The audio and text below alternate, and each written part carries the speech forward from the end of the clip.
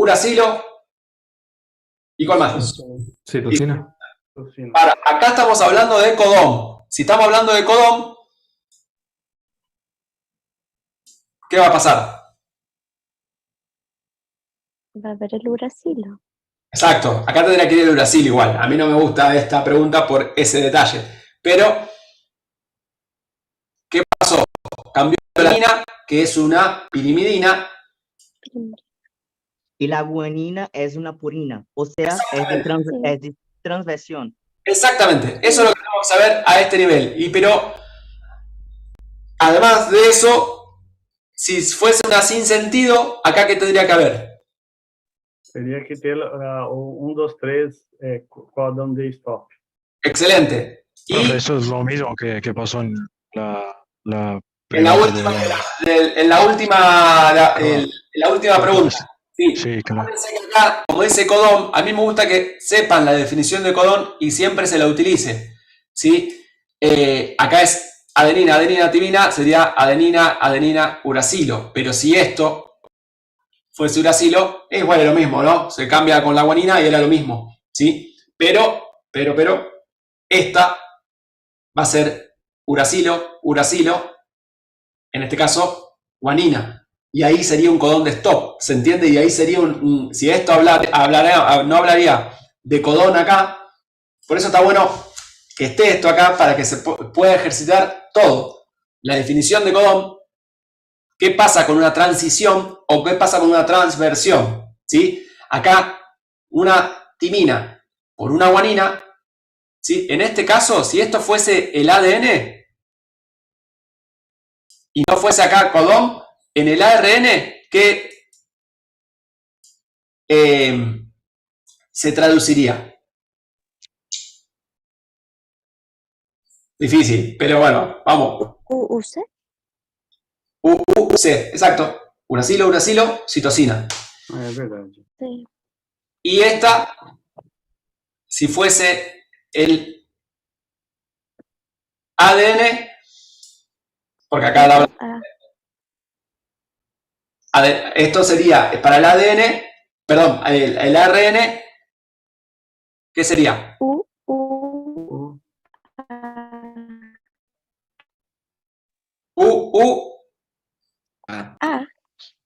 Bien, perfecto.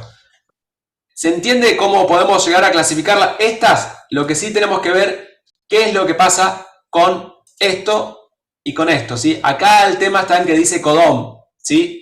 Pero está hablando de que es la sustitución de una base nitrogenada con un cambio del codón AAT por AAC. Acá lo que les está diciendo, más allá del concepto de que el codón va a hablar de tripletes, el codón va a hablar de tripletes de nucleótidos, y que si está hablando de codón, vamos a hablar del ARN, ¿sí? Y triplete específicamente vamos a hablar del ADN. Acá no tendría que estar la timina, ¿no? Pero bueno, la timina, su complementaria con uracilo. Acá sería uracilo, uracilo, citosina. Y esto va a generar, en este caso, para las transversiones, ¿qué tipo de mutación sería una transversión? O sea, sabemos que es una mutación por criterio morfológico, ¿sí? Por criterio morfológico, inmediatamente cuando decimos criterio morfológico, de tipo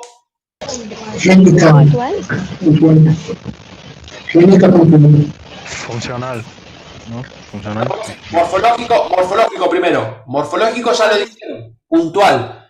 De tipo transversión, ¿sí? Y por criterio funcional puede dar cualquier cosa, ¿sí? Porque esto vamos a tener como consecuencia que cambie el aminoácido como que no cambie el aminoácido o que se frene. En este caso sabemos que posiblemente cambió el aminoácido, ¿sí? Y si cambió el aminoácido, ya ahí podemos decir cambio de sentido o cambio o sin sentido o silenciosa.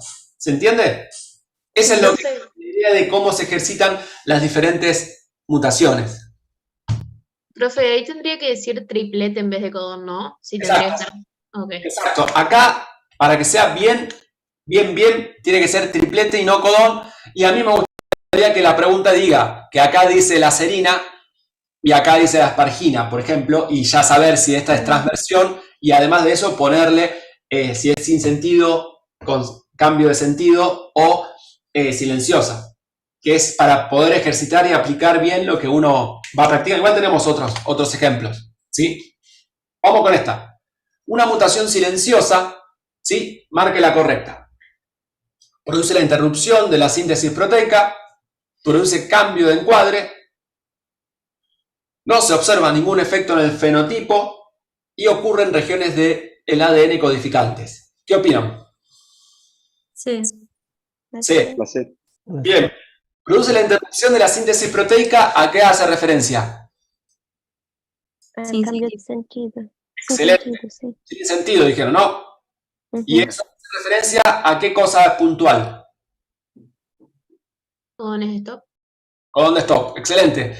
Produce cambio de encuadre. ¿A qué tipo de criterio morfológico corresponde? Que esta todavía no la vimos acá, en este repaso de hoy, pero sí la vimos. ¿A qué tipo de mutación corresponde por criterio morfológico? ¿Se acuerdan que teníamos las puntuales y después una que seguía? De cadena variable.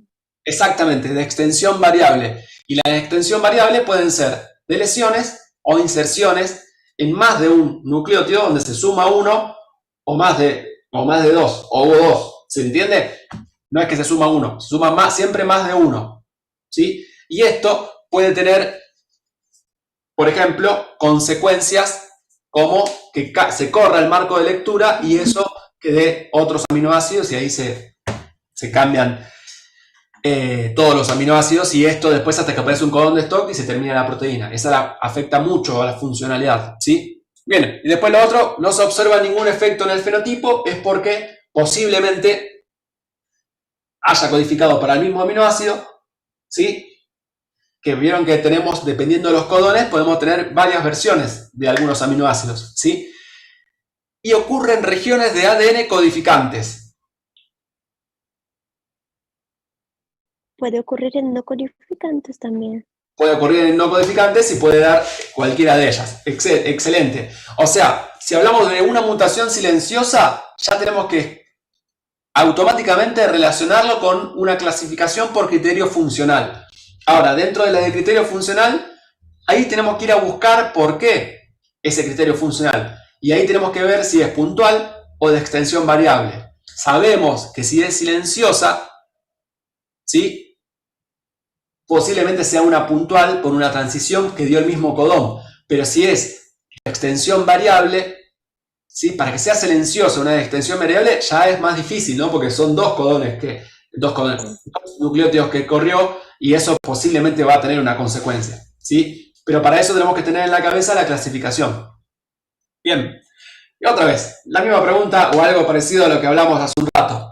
Las mutaciones en una célula germinal son heredables, ¿sí? Exacto. No se transmiten. Células somáticas no. Germinales sí. Muy bien, muy bien. Ese es el plan. Hacer en cada pregunta, buscarle por qué no es correcta. Excelente. La B, esto ya lo dijiste, células somáticas sí. Sí. Y la C,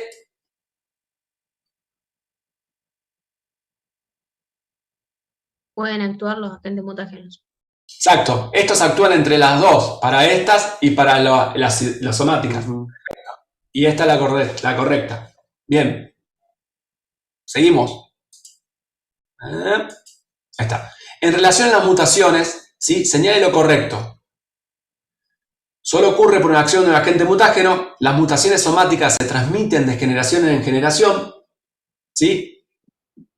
Las mutaciones silenciosas, los cambios se producen en zonas que codifican para una proteína o cambio permanente en una secuencia de bases del ADN. ¿Qué opinan? Eso. Cambio permanente. Sí, Cambio, esa es la definición de mutación génica. ¿Sí? claro.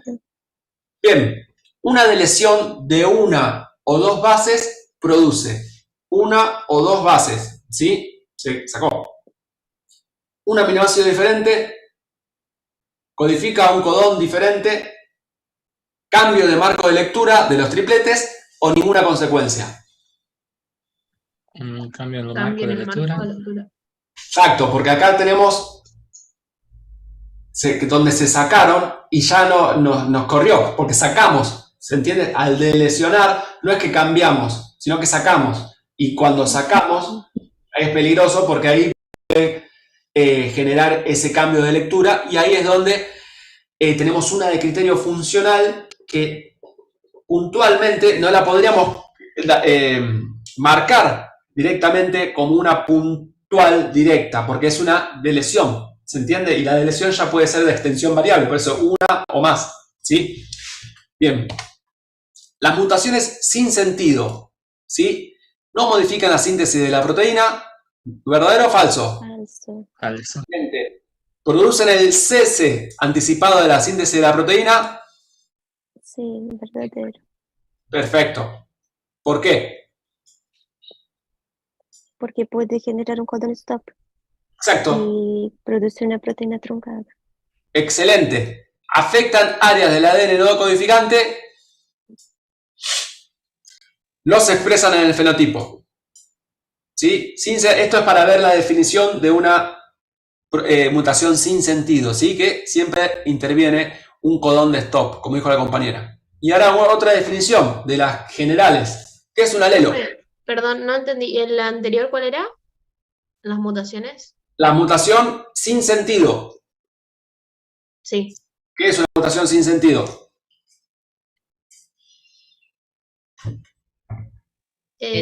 Correcto. Es una mutación que... ¿Alguien puede mencionar qué es una mutación sin sentido? Es una mutación que va a generar un codón stop Pues justo y como se... consecuencia va a parar la síntesis proteica. Excelente, muy bien, Isadora. Esa es una mutación justamente sin sentido, ¿sí? Porque de alguna forma llega hasta un lugar, frena y no va para ningún otro lugar, ¿sí? Es donde se utilizan los codones de stop y son esos codones románticos. Un amor amoroso, un amor grande y un gran amor, ¿sí? Son esas tres. Trata de acordársela más que nada para que sepan cuando la encuentran ya pueden clasificarlo rápidamente con un criterio funcional, que en este caso es sin sentido, ¿sí? Bien. Y la mayoría de que cuando se corre el encuadre termina apareciendo una de ellas porque justamente para que no se termine haciendo algo mal. Es como si ustedes ya se confundieron a la mitad de la hoja y la sacan y la eliminan, ¿sí? Vamos con la siguiente. Profe, Sí. profe. Entonces, la respuesta de la mutaciones sin sentido es la A. No. En las mutaciones sin sentido, en este caso, la respuesta, como tiene un codón de stop, tiene un codón de stop, ¿sí? Tenemos el cese anticipado de la síntesis de la proteína. ¿Se entiende? Es la B. Ya, profe. Gracias. Muy bien. No. Entonces la A sería como silenciosa, ¿sí? Así como antes. No. Exacto, muy bien. La A sería una silenciosa y y nada, nos expresan en el fenotipo. ¿Qué sería? Silenciosa también, ¿no? Bien, exacto. Y esta no. Esta puede llegar a ser una mutación que también es silenciosa porque no es codificante, pero está la mutación. ¿Se entiende?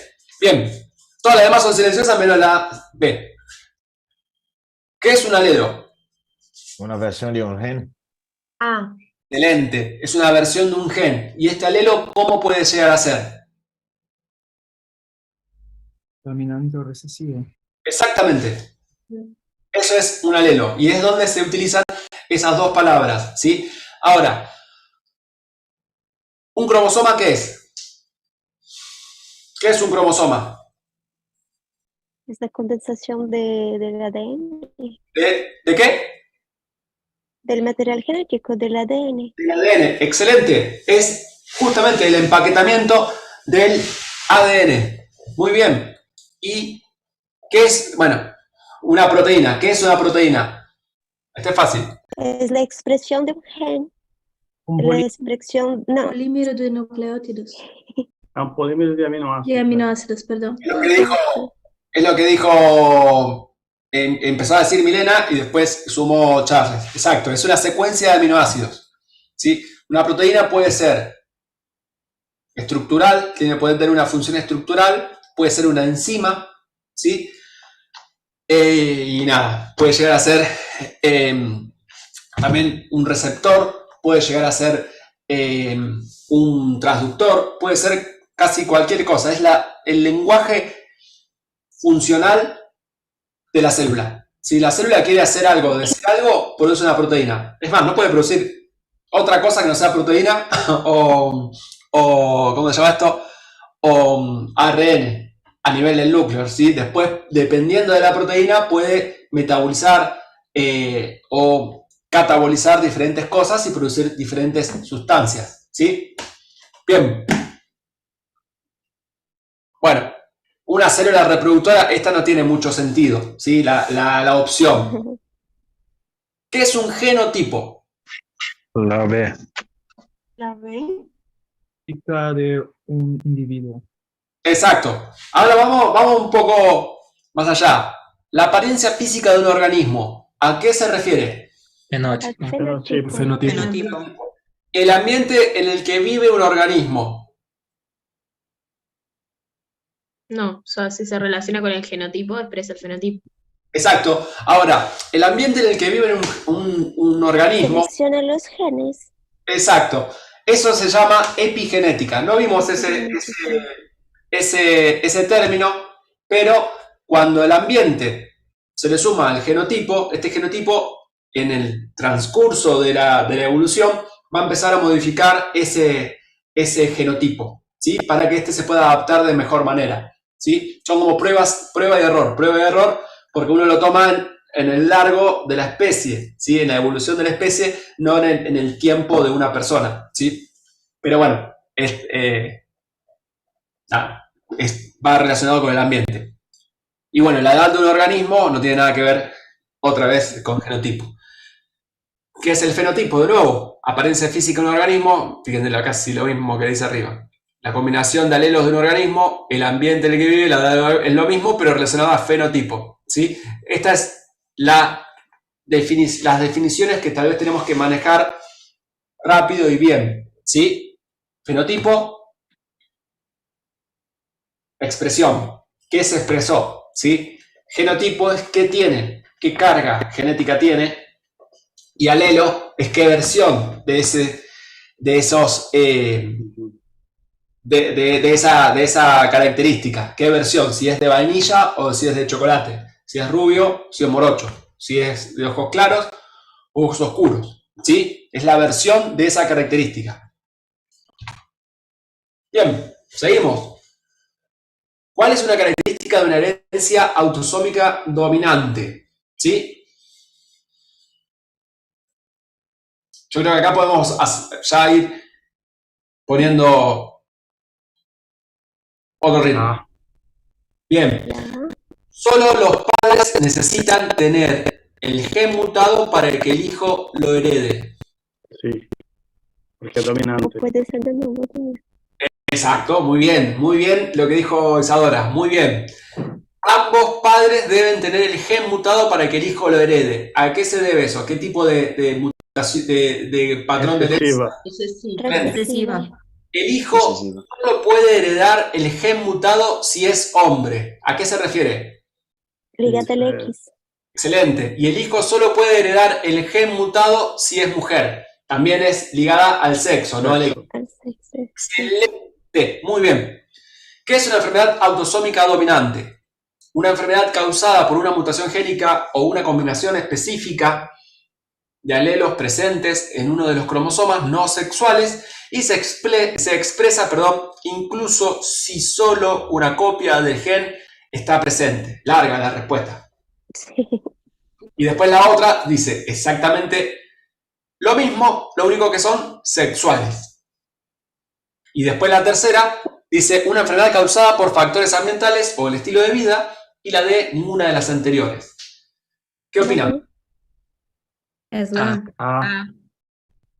Bien. El tema de esta pregunta es para, a veces, darse cuenta de que a veces es una sola letra la que cambia. Es casi como esas puntuales, cuando les había dicho de las, ¿cómo se llama esta? Las mutaciones puntuales que cambian el sentido de lo que estoy diciendo. Por cambiar un solo aminoácido cambió todo, como pasa por ejemplo en la condroplasia. Y esa palabra es esta. Es una inserción que cambió el encuadre de todo y cambió el sentido de todo lo que está diciendo.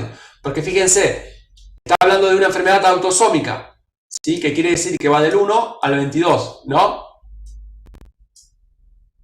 Dominante, ya está. Si aparece, aparece. Y acá dice, una enfermedad causada por una mutación génica o combinación específica de alelos presentes en uno de los cromosomas no sexuales, o sea, los autosomas, y se expresa incluso si solo una copia del gen está presente. Fíjense todas las definiciones que tiene esa respuesta. ¿Sí? Habla de dominancia, habla de homocigosis y habla de heterocigosis. ¿Sí? Y de autosoma o de célula o de cromosomas sexuales. ¿Sí? ¿Cuál es la correcta entonces? La A, perfecto. Bueno, la B claramente está hablando de una herencia ligada al sexo, ¿sí? La otra está hablando de lo mismo que hablamos hace rato de factores ambientales multifactoriales y la otra es falsa. ¿Cuál es el ejemplo de una enfermedad autosómica dominante?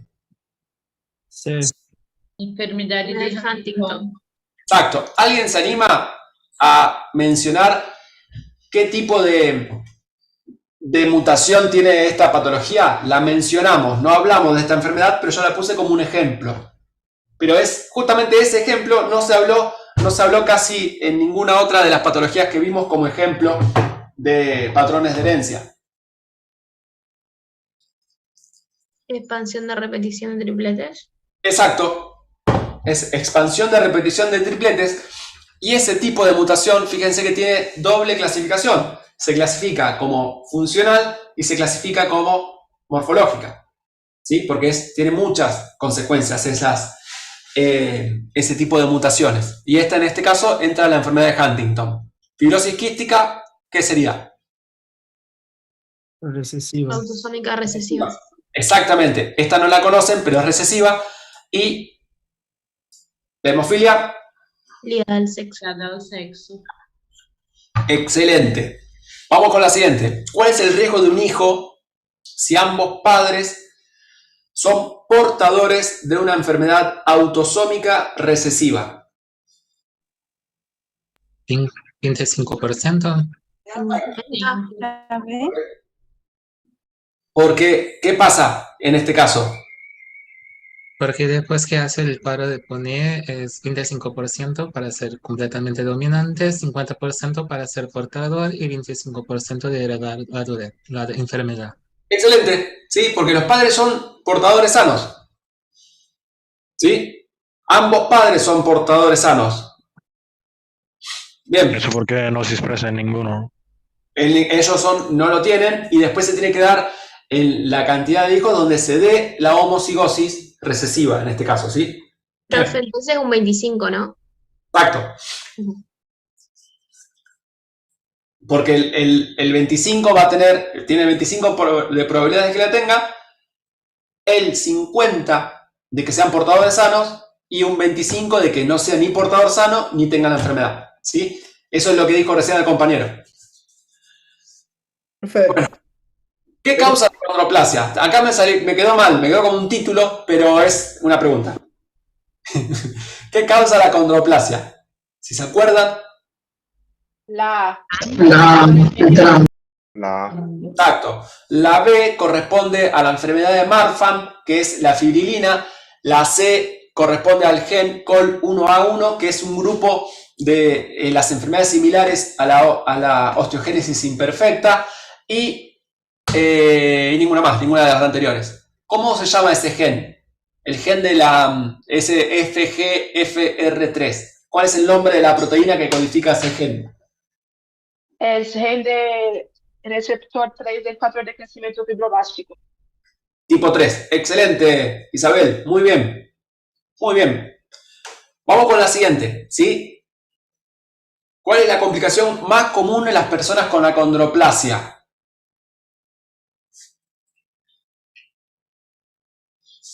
recuerden que estos pacientes tienen un aplanamiento a nivel frontal, a nivel del macizo facial, tiene un aplanamiento, tiene la cara de alguna forma como aplastada. Letra A, ¿no? Problemas respiratorios. La A, ¿no? La La- respiratoria. Porque no tienen alteraciones digestivas y tampoco tienen alteraciones a nivel del corazón, ¿sí? Bien. ¿Cómo se puede prevenir la transmisión? Esta es la que les dije que es compleja, ¿sí? Es compleja porque habla de genética, pero es más una pregunta de embriología que de genética, ¿sí? ¿Cómo se puede prevenir la transmisión de la acondroplasia a la descendencia? Pues ustedes No tendrán... se puede prevenir, ¿no? Exacto, esa sería la respuesta desde genética. No se puede prevenir, pero desde embriología, ¿qué se puede hacer? Estudios para saber si la persona va a nacer con acondroplasia. Claro, selecciones de embrión. No, Embrión. ¿Se entiende? Sí. Esta es la pregunta, la pongo porque en el futuro, dentro de 20 años, va a ser algo mucho más común de decir, bueno, elegimos, ya desaparece la acondroplasia porque no, o sea, todo se puede llegar a elegir. Pero tengan en cuenta que las enfermedades genéticas no tienen tratamiento. Pueden tratar de prevenirse cuando nosotros les damos el consejo genético diciéndole no, van a tener un 100% de que sean portadores sanos, un 50% de que tengan la enfermedad, como un 50% de que no la tengan. Es consejo genético, pero no es que para hacer algo para prevenirlas, solamente es esta, que esto, éticamente todavía sigue haciendo ruido, ¿sí? Porque es seleccionar un embrión, o sea, estamos descartando un embrión y poniendo el que sirve, ¿sí? Por eso les decía que esta hace ruido a nivel ético, pero es algo que hay que saber ejercitarlo también, ¿sí? En este caso la A sería la correcta desde el punto de vista embriológico, ¿sí? Porque ahí hay métodos, como ustedes saben, hay métodos donde podemos hasta tomar una muestra del trofoblasto y ver qué células tiene qué genoma tiene ese trofoblasto. Y sabemos qué características genéticas va a tener ese paciente en el futuro. Y ahí podemos seleccionar cuál puede ir correctamente e implantar el correcto. Éticamente hace ruido, lo sé, pero bueno, es una opción, ¿sí? En la actualidad. Por eso les digo que para embriología, es una pregunta más para embriología porque tienen que conocer esos dos mecanismos y nada, para nosotros podemos decir, no se puede prevenir. A menos que vos intervengas y selecciones, no puedes prevenir qué va a pasar con ese embrión. ¿Se entiende? Por esa razón, la correcta para nosotros en genética, a nivel sin intervención, sin hacer nada, sin seleccionar nada, ¿sí? Sería que no se pueden prevenir, pero a nivel de la realidad de lo que se sabe y que se puede hacer si es que se utiliza técnicas de reproducción asistida, ¿sí? Sería la A. ¿Se entiende lo que les quiero decir? Sí, profe. Muy bien. Profe, pero en caso de acondroplasia, que 80% son mutaciones de nuevo, no tiene mucho como prevenir mismo. Sí, porque si vos, por ejemplo, ¿no? Yo soy sano, mi mujer es sana y queremos tener un hijo, o nos cuesta tener un hijo, pero queremos tener el 100% de que no va a tener casi ningún problema y vamos a hacer inseminación o técnica de reproducción asistida, no nos van a poner el que sale, nos van a elegir el mejor que tengan, ¿se entiende? Y es, por eso, otra vez, éticamente no es lo bueno, lo más lindo de decir, porque uno diría, no, pero lo aleatorio por algo está, lo aleatorio. Sé que después funcionalmente en el día a día es complicado, pero eso es, por eso, es ético. Estás eliminando algunas partes, o embriones, o lo que sea, con material genético, ya se hizo la fecundación, ya hay vida, por eso es una cuestión ética que esto después es más fino, ¿se entiende? Es más difícil, no es, bueno, esto se hace así o esto se hace allá. Éticamente es cuestionable y está bien, se acepta que sea cuestionable o no, pero bueno, son cuestiones que se pueden hacer o no se pueden hacer, ¿sí? Está perfecto lo que dijiste vos, sí, si son sanos, ¿por qué se tendría que hacer todo ese tipo de situación? Pero bueno, puede ser que te hayan hecho un genoma, ya se vio que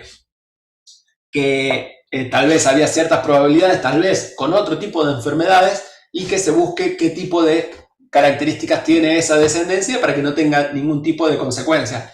Eso también se puede hacer, y después calculo se va a hacer más, ¿sí? Cuando se dé la ingeniería genética, donde puedas sacar o poner qué determinados genes se pueden llegar a realizar. Pero bueno, eso ya va más, tal vez para el futuro, cuando ustedes estén dando clase, van a decir, esta cuestión va a ser tal vez la aceptada y van a haber otras nuevas, ¿sí? Bueno, si el 80%... Perdón, en caso ese estuviera en el parcial, ¿cuál sería correcta? Porque no vamos a saber si es de genética o embriología. Entonces, está perfecto lo que estás preguntando. En este caso, si es de embriología o genética, tenés que poner la A, porque vos ya si viste genética sabés que se puede hacer. Vos en genética podés detectar si el paciente va a tener síndrome de Down o no antes, cuando se generó el embrión. Vos ahí podés hacer la muestra, tomar la muestra para ver si se puede o no se puede. La A, sin ninguna duda. ok. ¿Sí? Porque mirá, fíjate la palabra esta, selección embrionaria. Es muy específico, o sea, no vas a seleccionar justo el que no tenga ninguna mutación ni cosa rara. ¿Sí? Bien. Profe, pero marcamos la D o no. No. En esta, si, como dijo, esto es lo que estamos poniendo, es la ejercitación. Yo les dije que esto lo puse acá para que vean esta posibilidad. En este caso es la A, porque es lo que se puede hacer hoy. Pero para genética, para la que nosotros hablamos sin intervención nuestra, como la pensaba, tal vez, si esta pregunta la hacíamos hace 50 años, era la D, claramente, no había duda, no había nada para hacer. Pero ahora, hoy en día, 2023, es la A. Esto lo vieron en embriología. Estos métodos, ¿sí? Entonces, si hubiese marcado la D, hubiese estado incorrecto. Sí. Oh. Pero se entiende, ¿no? Lo que estoy diciendo. Cuando nosotros hablamos Sí. humanamente, naturalmente, no se puede. No podemos hacer nada para que no tenga. Ahora, sí, porque fíjense esto, selección embrionaria, ya se dio, ¿se entiende, no? Porque genéticamente no se puede prevenir, porque ya se dio. Lo que hizo es que esa selección se descarta y se usa la que no se da, donde la mezcla de los alelos no se dio. ¿Se entiende? Yo hago 10, 20 y trato de ver cuál me da de estos, ¿se entiende? Y se da en esa situación y pasa. Bien. Si el 80% de los afectados de acondroplasia no tiene antecedentes familiares, se puede decir que una mutación en las células somáticas, alelo, heredado. Bueno, creo que ya saben hacia dónde va la pregunta. Sí. La D. ¿Ves? Mutación en la ¿A gamma. qué se refiere? Una mutación. Células germinales. Exacto, una mutación de novo en células germinales. Excelente. Y acá ya llegamos a la última de las 4 de hoy. Es característico de la acondroplasia, excepto. Estenosis, ¿no? Excelente. Sí, la lordosis, mano centridente y disminución del foramen magnum son características de la acondroplasia. ¿Sí? En la acondroplasia, si 2 personas afectadas tienen un hijo sano, ¿sí? 2 personas afectadas, ¿sí? Los genotipos de los padres serán heterocigota, dominante, el hijo sano será heterocigota, los genotipos de los padres serán heterocigota y homocigota recesivo, o la acondroplasia está causada por un alelo recesivo. ¿Qué opinan de esto? La A. Excelente. Esa es la única posibilidad que tendríamos. En la acondroplasia, la talla baja se explica por alteración en la osificación endocondral que afecta el desarrollo de los huesos largos. Sí, es eso. Afectado el desarrollo de los huesos largos y tronco. ¿Eso es verdadero o falso? Creo que es la A. No, seguro, pero la B, ¿por qué es falsa? Porque el tronco no. Perfecto. Pues normal. Bien. La mutación Huesos largos, sí. del receptor del factor de crecimiento fibroblástico de tipo 3 produce un defecto hormonal. Falso, porque los hormonas están normal. Solamente el problema en el receptor. Excelente. Y alteración en la osificación intramembranosa. No, es en lo contrario, sí. Bien, bien, bien. ¿Y dónde será la osificación intramembranosa? En el ancho de hueso, el cartílago, sí. La intramembranosa. El cráneo. Cráneo, huesos planos. Los huesos del cráneo, los huesos planos. Muy bien. El gen del factor de crecimiento fibroblástico de tipo 3. Se encuentra ubicado en 4P. 4P. Sí. ¿Y eso qué sería el 4P? La C. La soporte del cromosoma 4. Excelente. Muy bien, Ferreira. Danilo. Es exacto, justamente. ¿Y a eso a qué se está refiriendo? Locus. Al locus, exacto. Sí, podríamos decir banda 16, subbanda 3, pero nadie le va a preguntar justo la subbanda y demás, ¿sí? Pero es plazo corto del cromosoma 4, es lo que hay que recordar, ¿sí? Bien. Profe, la primera es que respuesta de esta página. ¿Perdón? No, primera de esta página. No entiendo. Letra D. Gracias. Ah, la respuesta de esta, excepto si la letra D, perdón, no te había entendido, Lorena. Gracias. Profe, en el campus, ¿viste la clase esa que al final no se puede ver? Esa enfermedad no la vamos a ver, ¿no? Sí, igual ahora ya la arreglé, la coloqué la semana pasada, ya se puede ver esa, ¿sí? Que es enfermedad de Duchenne. Yo después, la semana que viene, que vamos a ver recesivo, vamos a repasar un poco sobre todas las características de la de Duchenne, ¿sí? Ok. Bien, la semana que viene vamos a ver un poquito más de enfermedades recesivas, un poco más de hemofilia y daltonismo y un poco más